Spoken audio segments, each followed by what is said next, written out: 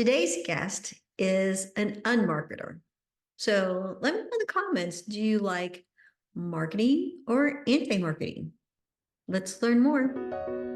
Building spirituality, family, health, and business. This is The Giant Builders with Lois Wyant. Hey, Giant Builders, if you missed last week's program or podcast episode, you missed a treat. Ethel is such an amazing person. I mean, God is so using her. I really encourage you to look at last week's episode. Also, if you have a voice that you would love to have heard and you think that podcasting will help you do that, I have a beginner's podcasting course. It's in our sponsor section. So go to thegiantbuilders.com/sponsors. All right, let's meet today's speaker. Hey, Giant Builders. I am so happy to see you. And we have our guest today. I am so excited. He's actually from Portugal. And my husband and I visited Portugal last year. And it's a beautiful country. If you have not had a chance to go there, you should definitely put that on your bucket list. So I'm going to try to say his name correctly, but he said whatever I said would be okay. So this is Tiago. Wait a minute. Faria. No, is that okay? Yes, yes. Okay. You can say that. Faria, Tiago Faria, but Okay. it works. It works perfectly. All right. Well, thank you, Tiago. Please tell our listeners a little bit about yourself and what you do. Yes, thank you so much, Lois. It's a pleasure to be here, and so glad that you've been in Portugal as well. It's becoming such a vibrant city. Lisbon is like the tourism is booming, and I love it. I love it how it completely changed the city. You know, I was away for more than 8 years, and it was completely different. Very very local, you know, city. But now it's a multinational city full of nomads and tourists from America. Lots of people. I love it. I love it. Yeah, so I'm Tiago Faria from Lisbon, Portugal, and I am a business mentor. I'm basically a business mentor for coaches, consultants, service providers, whoever is trying to help others achieve a specific result and a profound result, and hence they're willing to charge a high ticket for those services or programs. I'm especially focused on those that are a bit tired of, you know, the creating reels on stories on Instagram, that the whole game, or creating free live events, and that's very exhausting, or they're just tired of wasting money on Facebook ads or Google ads, and they just want something, just something that is simple to do, that I can implement, and then things will start smoothly growing and sustainably in a sustainable way. And that's what I called my anti-marketing approach, which we can expand a bit later on if you want. Well, I think you just got everybody who has a business attention, because I think we're all in those particular categories. So, well, why don't we start there? So what do you mean by anti-marketing method? Yeah, it's not that I'm absolutely anti-marketing per se, of course. I love marketing. It's my life. I am. Yeah, not that much. But it's my hobby. All of these things of online business, I really love it. I'm just anti those things that I talked about, like those shiny objects or things that we feel that we should be doing because we see others doing. And all the internet gurus are bombarding us with you're one funnel away, or, you know, or those very complex strategies that just keep us distracted from doing the work. And then we have this feeling that we should be trying every little thing, and then if it doesn't work immediately, we jump to the other one, and then we stay in that game for a long period of time if you're not careful, and you fall into that trap. Most people eventually just quit, and then they won't fulfill their potential because of that. And that's one thing I really want to get rid of. I want to help people get rid of that. So the anti-marketing approach is basically forget about all those things. I truly believe that you already have everything you need in your world right now to start something very interesting and sustainable. We all have established relationships. Basically, that's it. Our current established relationships. We all have customer list, maybe clients we've worked on with before, or leads, people we've talked to, etc. We all have contact lists of friends, family, colleagues, LinkedIn connections, and we all have some sort of audience, right? So either a Facebook profile or a LinkedIn profile, and so basically that's it. We already have those assets, basically, so established relationships, And then those people might not actually be the ones who give you the money directly, but they will help us. They can also help us get the money in multiple ways. But it all starts with you deciding, asking yourself this question: do I have something that my target audience actually needs? Like, is my product, my service, actually solving a desperate problem that my audience really wants to solve right now? Because if not, that's exactly where we should start. And when I said the people can help us get the money, we can actually start interviewing those people around us that we feel are the right fit for our niche, and simply ask them questions, like very easily try to understand what is the main frustrations, how's your day look like, what are your main obstacles, how does it make you feel? So to extract those very emotional language words that will be super helpful for us to craft something that people actually want to buy. And that's the complete opposite of that most of us do. I was like that for sure for many years, creating something on my own head and then trying to find out if people want to buy it, and then no one wants to buy it. So now I'm inverting completely that process. And I want to make people help me create something that they want to buy. Okay. So that's basically the first step of this anti-marketing approach, is let people help you, because people want to help you. And if you let them, and if you're willing to just ask people that, like, can I have a 10 to 15 minute chat with you? I just want to ask you some questions, give me feedback about this thing I want to create, and we'll be surprised about how many people answer yes. People want to help us. It starts I there. think we're in a stage now where so many people would like to start their own business or just a side hustle to help with expenses, because everything is just so high these days.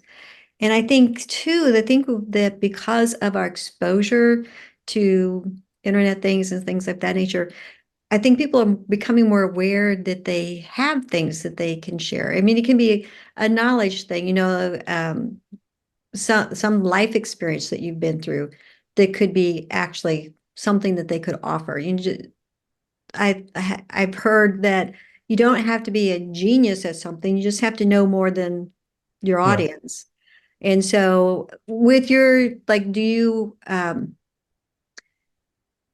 what would be like a process of like turning knowledge into an offer?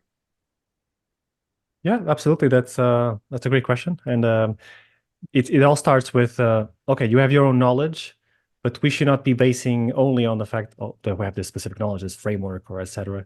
We should look at the other side and look at the potential people that would need our offer. Where would we be more valued? Who would value the most out of my services? So we basically, it's a good exercise to just make a brainstorm of different people that we could help, different people in different contexts, demographics or even psychographics, or I don't know, make a list of different people that we could help, and also specific problems that we could help solve. And that's the main focus that we should be having initially, not our own frameworks, but who can I serve the best, the fastest, the easiest? Who could I generate a better result in a better way? Yeah, make a brainstorm, and then if you have it all on paper, you can actually start pinpointing, okay, who do I like to work with the most? Who would I have pleasure working with? Who would I be able to generate a faster result? Who would be able to pay for that specific result, right? Who would also be able to implement what I'm passing to them? For example, if we're trying to help C-level single moms, to improve their relationship with their adolescent kid, for example, it will be hard if you have a very complex program, huge, with 30 hours of videos and long exercises that the mom has to do, and she doesn't have any time for that, so she would not be able to implement it. So those are all the things we should think about before we decide on who we should be focusing on. But it's important to focus on a specific person and a specific problem. Otherwise, our communication will not resonate with. No one will resonate with it. It will be just too generic if we just say, "Oh, I'm just a relationship coach" or something like that, right? It just comes. We say in Portugal, it comes to one ear and leaves to the other, and people will just not feel identified with it. So the more specific we are about who we're trying to help, and the more we understand that person, if we interview them, she will tell us all the frustration she has, all the obstacles, and then we can just simply communicate as have her own conversation. That will be my first approach. Okay. So do you have any tips on how to turn your network, if you will, into like a source of referrals?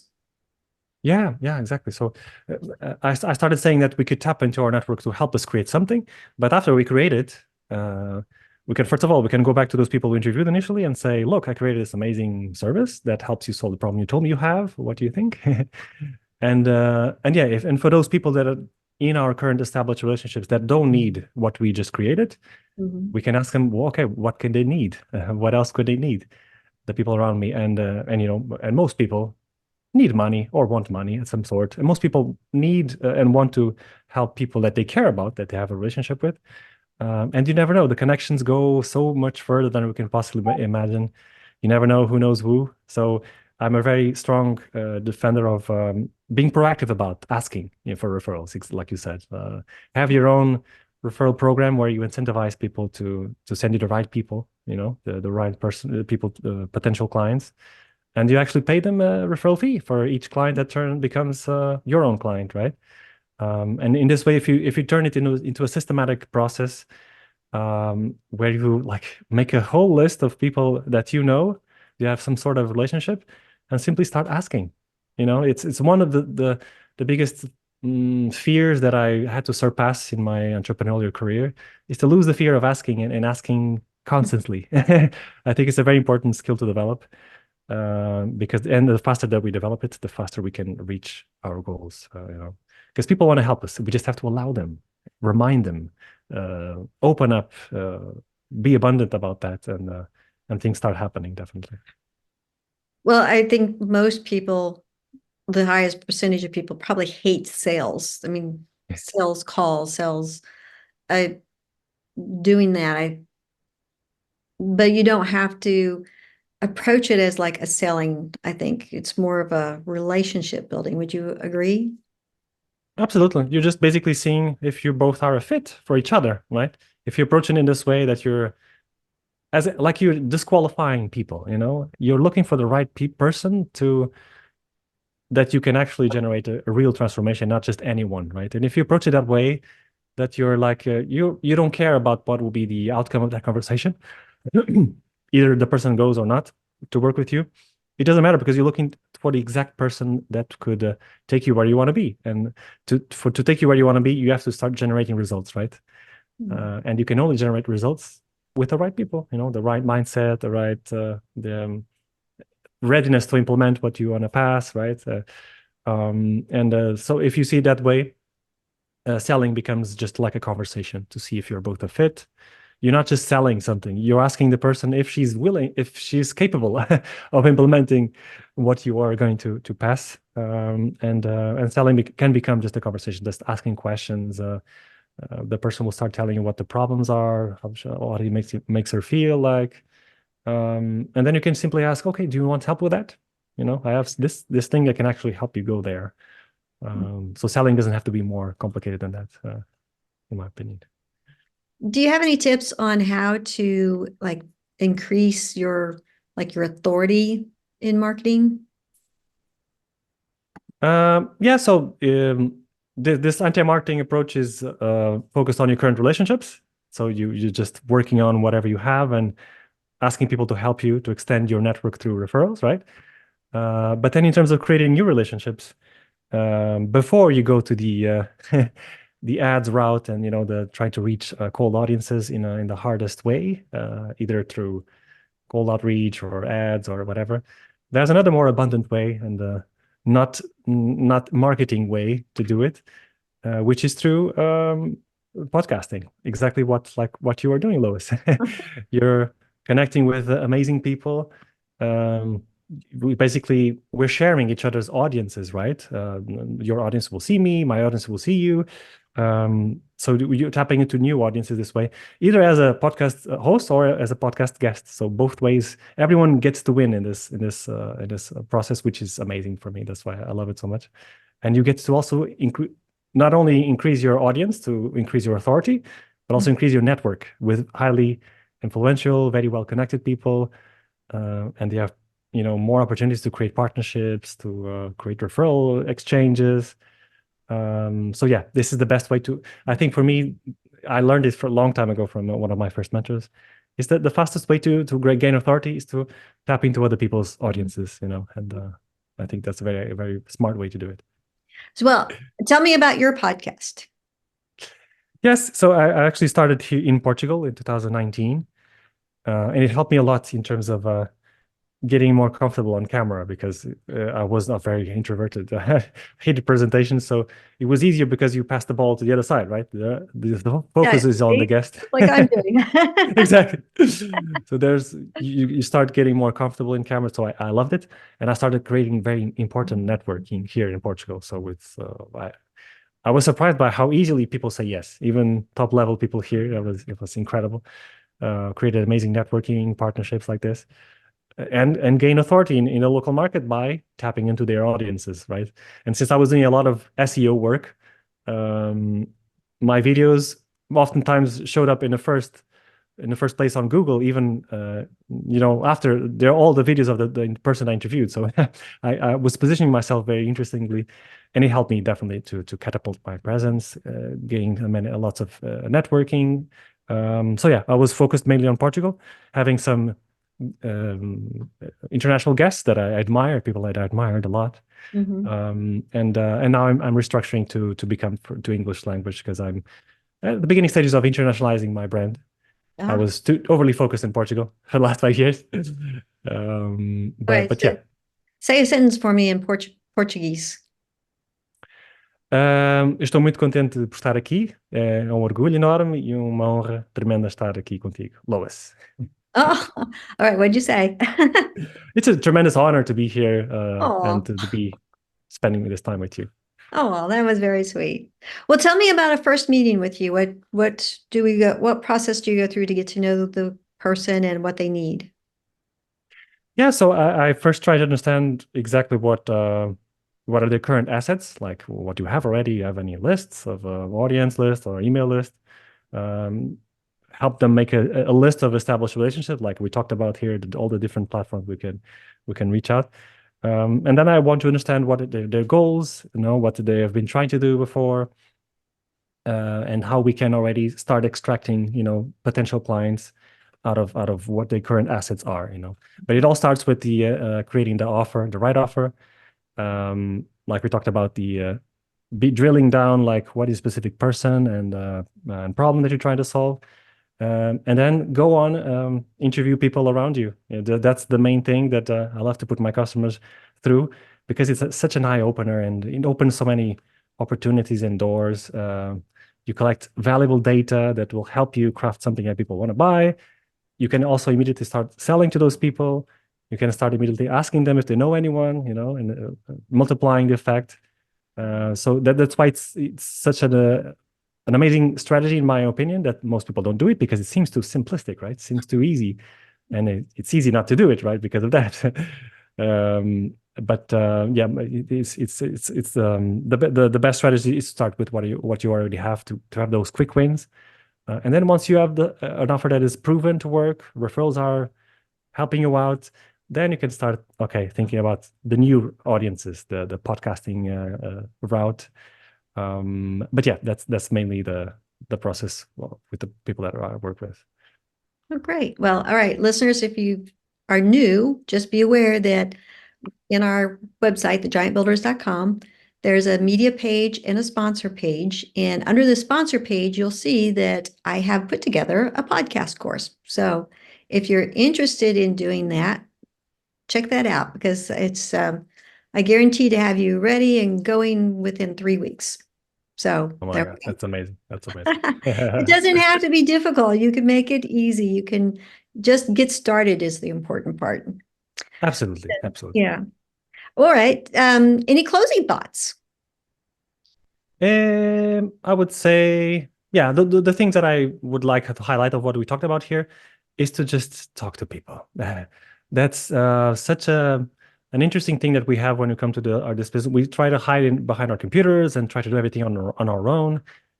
And we forget about the people that are around us that are willing to help if we just ask them.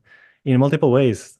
Help us create an offer, help us to buy whatever we have, and help us find new people around in their own network.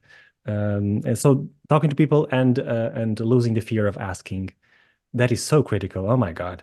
I wish I Yeah. had someone telling me all the time when I first started, why there's no point in having fear of asking, because is it more important to you to succeed, have a success, or is it more important to you to, keep yourself in your own fears and your own beliefs?